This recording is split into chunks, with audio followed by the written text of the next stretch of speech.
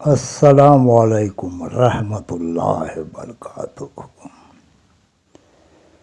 اعوذ باللہ من الشیطان الرجیم، بسم اللہ الرحمن الرحیم۔ بوڑھے ماں باپ، کل، آج اور کل۔ پہلے قرآن آیتیں میں آپ کو پڑھ کر سناؤں گا، اس کے بعد حدیثیں، اور پھر اس کے بعد آنے والے کل کا ذکر کروں گا۔ بسم اللہ الرحمن الرحیم۔ قرآن کے پارہ نمبر 15 میں ایک سورہ آتی ہے بنی اسرائیل، اور اس کے یہ آیت نمبر ہے 23 اور 24۔ وہ اس طرح سے ہیں۔ آیت نمبر 23 کا ترجمہ: اور تمہارے پروردگار نے ارشاد فرمایا ہے کہ اس کے سوائے کسی کی عبادت نہ کرو، اور ماں باپ کے ساتھ بھلائی کرتے رہو۔ اگر ان میں سے ایک یا دونوں تمہارے سامنے بڑھاپے کو پہنچ جائے تو ان کو اف تک نہ کہنا، اور نہ انہیں جھڑکنا، اور ان سے بات ادب کے ساتھ کرنا۔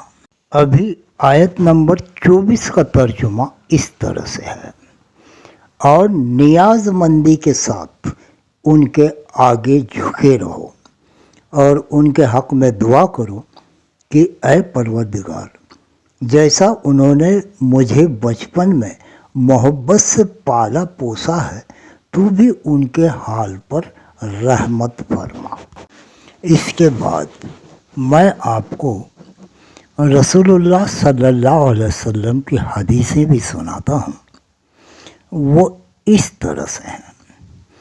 حضرت ابو درداء رضی اللہ تعالیٰ عنہ فرماتے ہیں کہ میں نے رسول اللہ صلی اللہ علیہ وسلم کو یہ ارشاد فرماتے ہوئے سنا: باپ جنت کے دروازوں میں سے بہترین دروازہ ہے، چنانچہ تمہیں اختیار ہے کہ خواہ اس کی نافرمانی کر کے اور دل دکھا کے اس دروازے کو ضائع کر دو، یا اس کی فرمانبرداری اور اس کو راضی رکھ کر اس دروازے کی حفاظت کرو۔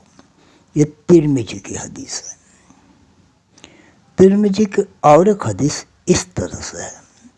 حضرت عبداللہ بن عمرو رضی اللہ تعالیٰ عنہ روایت کرتے ہیں کہ نبی کریم صلی اللہ علیہ وسلم نے ارشاد فرمایا: اللہ تعالیٰ کی رضامندی والد کی رضامندی میں ہے، اور اللہ تعالیٰ کی ناراضگی والد کی ناراضگی میں ہے۔ ابھی مسلم کی ایک حدیث سنیے۔ حضرت عبداللہ بن عمر فرماتے ہیں کہ میں نے رسول اللہ صلی اللہ علیہ وسلم کو یہ ارشاد فرماتے ہوئے سنا: سب سے بڑی نیکی یہ ہے کہ بیٹا باپ کے انتقال کے بعد باپ سے تعلق رکھنے والوں کے ساتھ اچھا سلوک کرے۔ یہ مسلم کی حدیث ہے۔ ابھی ابن حبان کی ایک حدیث سنیے۔ حضرت عبداللہ بن عمر رضی اللہ تعالیٰ عنہ فرماتے ہیں کہ میں نے رسول اللہ صلی اللہ علیہ وسلم کو یہ ارشاد فرماتے ہوئے سنا: جو شخص اپنے والد کی وفات کے بعد ان کے ساتھ صلہ رحمی کرنا چاہے جب کہ وہ قبر میں ہے، تو اس کو چاہیے کہ اپنے باپ کے بھائیوں کے ساتھ اچھا سلوک کرے۔ ابھی مسند احمد کی ایک حدیث سنیے۔ حضرت انس بن مالک رضی اللہ تعالیٰ عنہ روایت کرتے ہیں کہ رسول اللہ صلی اللہ علیہ وسلم نے ارشاد فرمایا: جس شخص کو یہ پسند ہو کہ اس کی عمر دراز کی جائے اور اس کے رزق کو بڑھا دیا جائے، اس کو چاہیے کہ اپنے والدین کے ساتھ اچھا سلوک کریں اور رشتہ داروں کے ساتھ صلہ رحمی کریں۔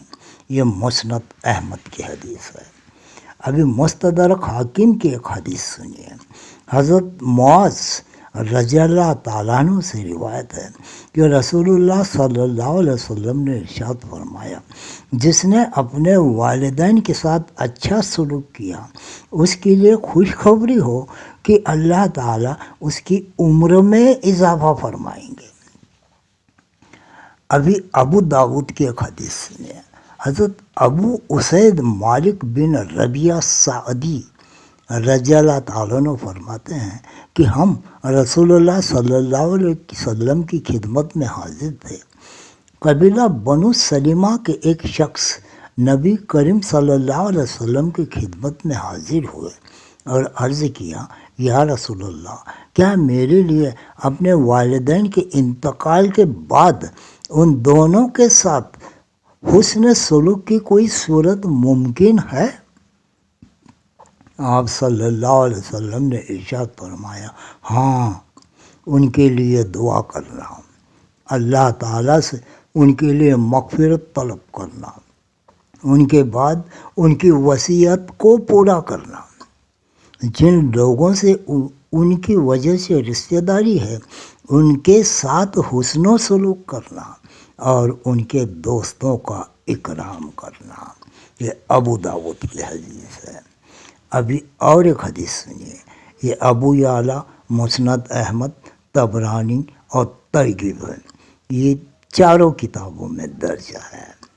حضرت مالک بن ابن مالک رضی اللہ تعالیٰ عنہ سے روایت ہے کہ انہوں نے نبی کریم صلی اللہ علیہ وسلم کو ارشاد فرماتے ہوئے سنا، جس شخص نے اپنے والدین یا ان میں سے ایک کو پایا پھر ان کے ساتھ بدسلوکی کی تو وہ شخص دوزخ میں داخل ہوگا اور اس کو اللہ تعالیٰ اپنے رحمت سے دور کر دیں گے، اور جو کوئی مسلمان کسی مسلمان غلام کو آزاد کر دے یہ اس کے لیے دوزخ سے بچاؤ کا ذریعہ ہوگا۔ ابھی مسلم کی ایک حدیث سنیے۔ حضرت ابو ہریرہ رضی اللہ تعالیٰ عنہ سے روایت ہے کہ نبی کریم صلی اللہ علیہ وسلم نے ارشاد فرمایا، وہ آدمی ذلیل و خوار ہو، پھر ذلیل و خوار ہو، پھر ذلیل و خوار ہو۔ عرض کیا گیا، یا رسول اللہ، کون ذلیل و خوار ہو؟ آپ صلی اللہ علیہ وسلم نے ارشاد فرمایا، وہ شخص جو اپنے ماں باپ میں سے کسی ایک کو یا دونوں کو بڑھاپے کی حالت میں پائے پھر ان کی خدمت سے ان کا دل خوش کر کے جنت میں داخل نہ ہو۔ یہ مسلم کی حدیث ہے۔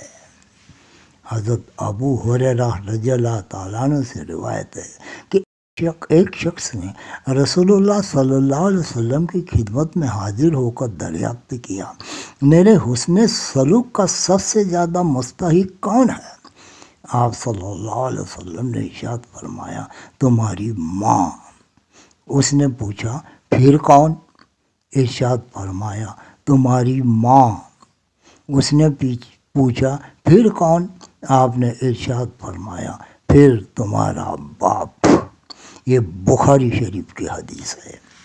حضرت عائشہ رضی اللہ عنہا روایت کرتے ہیں کہ رسول اللہ صلی اللہ علیہ وسلم نے ارشاد فرمایا، میں سویا تو میں نے خواب میں دیکھا کہ میں جنت میں ہوں۔ میں نے وہاں کسی قرآن پڑھنے والے کی آواز سنی تو میں نے کہا، یہ کون ہے جو یہاں جنت میں قرآن پڑھ رہا ہے؟ فرشتوں نے بتایا کہ یہ حارثہ بن نعمان ہے۔ اس کے بعد حضرت عائشہ رضی اللہ تعالیٰ عنہ سے رسول اللہ صلی اللہ علیہ وسلم نے ارشاد فرمایا، نیکی ایسی ہی ہوتی ہے، نیکی ایسی ہی ہوتی ہے، یعنی نیکی کا پھل ایسا ہی ہوتا ہے۔ حارثہ بن نعمان اپنی والدہ کے ساتھ بہت ہی اچھا سلوک کرنے والے تھے۔ یہ مسند احمد کی حدیث ہے۔ اب بخاری شریف کی اور ایک حدیث سنیے۔ حضرت اسماء بنت ابی بکر رضی اللہ تعالیٰ عنہ سے روایت ہے کہ رسول اللہ صلی اللہ علیہ وسلم کے زمانے میں میرے والدہ جو مشرکہ تھی مکہ سے سفر کر کے میرے پاس مدینہ آئی۔ میں نے رسول اللہ صلی اللہ علیہ وسلم سے مسئلہ معلوم کیا، پوچھا، میری والدہ آئی ہیں اور وہ مجھ سے ملنا چاہتی ہیں، تو کیا میں اپنی والدہ کے ساتھ صلہ رحمی کر سکتی ہوں؟ آپ صلی اللہ علیہ وسلم نے ارشاد فرمایا، ہاں، اپنی والدہ کے ساتھ صلہ رحمی کرو۔ یہ بخاری شریف کی حدیث ہے۔ ابھی مستدرک حاکم کی ایک حدیث سنیے۔ حضرت عائشہ رضی اللہ عنہا سے روایت ہے، فرماتی ہے کہ میں نے عرض کیا، یا رسول اللہ، عورت پر سب سے زیادہ حق کس کا ہے؟ آپ صلی اللہ علیہ وسلم نے ارشاد فرمایا، اس کے شوہر کا ہے۔ میں نے دریافت کیا کہ مرد پر سب سے زیادہ حق کس کا ہے؟ آپ صلی اللہ علیہ وسلم نے ارشاد فرمایا، اس کی ماں کا ہے۔ ابھی ترمذی شریف کی ایک حدیث سنیے۔ حضرت عبداللہ بن عمر رضی اللہ تعالیٰ عنہ سے روایت ہے کہ ایک صاحب رسول اللہ صلی اللہ علیہ وسلم کی خدمت میں حاضر ہوئے اور عرض کیا، یا رسول اللہ، میں نے ایک بہت بڑا گناہ کر لیا ہے، تو کیا میری توبہ قبول ہو سکتی ہے؟ آپ صلی اللہ علیہ وسلم نے ارشاد فرمایا، کیا تمہاری ماں زندہ ہے؟ انہوں نے عرض کیا، نہیں۔ آپ صلی اللہ علیہ وسلم نے ارشاد فرمایا، کیا تمہاری کوئی خالہ ہے؟ عرض کیا، جی ہاں۔ آپ صلی اللہ علیہ وسلم نے ارشاد فرمایا، ان کے ساتھ اچھا سلوک کرو، اللہ تعالیٰ اس کی وجہ سے تمہاری توبہ قبول فرما لیں گے۔ یہ حدیثوں سے اور یہ قرآن آیتوں سے وہ گزرا ہوا کل کیا تھا، اس سے پتہ چل جاتا ہے کہ یہ بوڑھے ماں باپ کی کتنی خدمت اور صلہ رحمی کی جاتی تھی۔ آج کل گھروں میں قرآن ہے، قرآن تو وہی ہے جو نازل ہوا ہے، ہر ایک کے گھر میں قرآن ہے، اور حدیثوں کی کتابیں بھی ہیں۔ کتابیں تو وہی ہے، علم بھی وہی ہے، ہدایت تو وہی ہے، لیکن آج کل کا یہ دینی ماحول جو ہے بالکل بدل گیا ہے۔ یہاں ماں باپ پہ صلہ رحمی نہیں ہوتی۔ ہاں، کچھ اچھے خاندانی لوگ بھی ہیں جو اپنے ماں باپ کو اچھی طرح سے سنبھالتے ہیں، ان کی خدمت کرتے ہیں، صلہ رحمی کرتے ہیں، اور ہر وقت ان کے شکر گزار بندے بن کر رہتے ہیں۔ اور زیادہ تر مسلمان اس گناہ میں عام طور سے مبتلا پائے جاتے ہیں کہ اچھے اچھے بڑے گھروں میں بھی یہ ماں باپ کے ساتھ جو اپنے آپ کو بھی سنبھال نہیں سکتے، ان کے ساتھ کیا برتاؤ ہوتا ہے۔ اگر تم ہمیں بڑھاپے کی حالت میں دیکھو تو ظاہر ہے یہ ہاتھ پاؤں میں طاقت نہیں رہتی، ٹھیک سے چل بھی نہیں پاتے، تو اکھڑی اکھڑی چال رہتی ہے۔ یہ مشکل ماہ اور سال یہ کیسے گزرتا ہے یہ ہم خود جانتے ہیں۔ ہر وقت صبر کا دامن تھامے رکھنا پڑتا ہے، کڑوے گھونٹ پینے پڑتے ہیں، اور اس کے اوپر بھی ہمیں اف بھی نہ کہنا پڑتا ہے، غصے کا اظہار بھی نہ کرنا پڑتا ہے، اور کسی کے دل پر وار کرنے سے پہلے 10 بار سوچنا پڑتا ہے۔ ہمارے ہاتھ کمزوری سے کانپتے ہیں، اور کھانا کھاتے ہوئے بھی کھانا ہم پر کبھی نیچے گر جاتا ہے۔ تو پھر جو بچے بیٹھے ہوئے دیکھتے ہیں وہ نفرت سے دیکھنے لگتے ہیں۔ اگر سنت طریقے سے ہم وہ نیچے پڑا ہوا کھانا اٹھا کر اپنے برتن میں رکھ لیتے ہیں تو انہیں اس ماڈرن زمانے میں یہ حرکت بہت ہی گندی معلوم ہوتی ہے کہ نیچے پڑا ہوا کھانا اٹھا کر پھر سے برتن میں رکھ لیا۔ یہ ان کے لہجے کو بھی ہمیں بیکار نہیں کرنا پڑتا، اور ہمیں یہ بھولنا نہیں چاہیے کہ ہم نے تم کو اپنے ہاتھوں سے کھانا کھانا سکھایا تھا۔ جب تم کھانا اپنے کپڑوں اور ہاتھوں پر مل دیتے تھے تو ہم بڑے ہی پیار بھرے لفظوں میں آپ کو سمجھاتے تھے کہ بیٹا کھانا کپڑوں پہ نہیں ملا کرتے، اور آپ کا بوسہ لے کر ہنس پڑتے تھے۔ کمزوری کی وجہ سے کپڑوں میں تبدیلی میں ہم نے اگر دیکھ لگا دی یا تھک جائیں تو ہمیں سست اور کاہل کہا جاتا ہے۔ کچھ کڑوے بول کر ہمیں بیمار نہ کرنا۔